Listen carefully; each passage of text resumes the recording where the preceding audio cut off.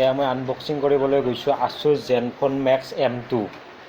তো ভালকৈ চাব লাগিব। ফ্লিপকাৰ্টে আজিকালি বোলে শিল দিয়া কৰিছে পেকিঙৰ ভিতৰত। মই এয়া স্ক্ৰুড্ৰাইভাৰ পাৰ্ট লৈ খুলি আছোঁ Asus Zenfone Max M2 আছেনে নাই ইয়াত সঁচাকৈ। এয়া মই পেকিংটো খুলিব গৈছোঁ। বঢ়িয়া পেকিং দিয়ে, কিন্তু এই পেকিঙৰ ভিতৰত যে কেনেকৈ আহে মানে শিলবিলাক নাজানো আৰু। তো এয়া মই খুলি আছোঁ Asus Zenfone Max M2। তো এয়া Asus Zenfone Max M2 বাকচটো দেখা পাইছোঁ আছে কিজানি ভিতৰত, চাওক।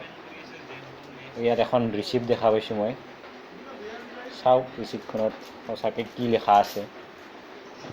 তো ইয়াত আছে আপোনাৰ Asus Zenfone Max M2ৰ প্ৰাইচ ৭,৯৯৯ টকা, অৰ্থাৎ 7,999। তো মই এতিয়া মোবাইলটো আনবক্সিং কৰিবলৈ গৈ আছোঁ। চিলপেক আছে যিহেতু মোবাইলটো আছে যেন পাওঁ, গতিকে খুলিছোঁ। পেকিং ভালেই লাগিছে, পেকিংটো লাগে বাৰু, ঠিকে পেকিং আছে। তাত আৰু ফ্লিপকাৰ্টক ক'ব নোৱাৰি।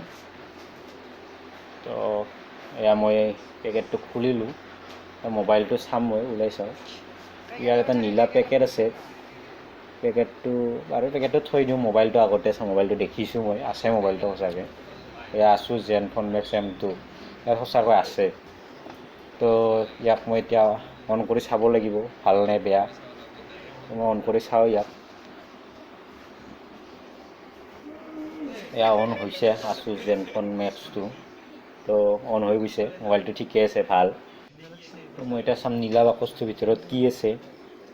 তো ইয়াত দেখি লৈছোঁ কাভাৰ এটা আছে, মোবাইলটোৰ এটা কভাৰ দিছে।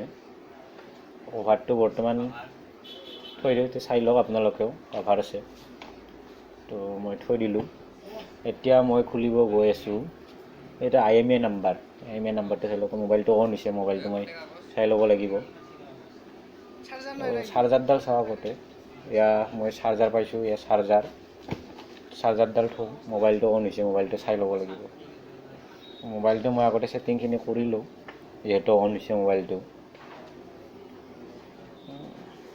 এয়া নেক্সট, স্কিপ। মোবাইলটো চলি আছে, মোবাইলটো ষ্টাৰ্ট হৈ গৈছে ইতিমধ্যে। চাওঁ কিমানখিনি ভাল।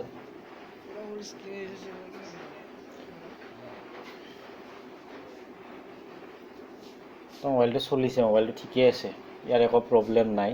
মোবাইলটো ষ্টাৰ্ট হৈ গৈছে, এয়া চাওক, আপোনালোকেও চাই লওক। মোবাইল ঠিকে চলি আছে, তো বেয়া নহয়। প্ৰডাক্টটো ভাল লাগিছে, ফ্লিপকাৰ্টৰ পৰা মই বেয়া বস্তু পোৱা নাই। তো এয়া আছিল Asus Zenfone Max M2, চাই লওক।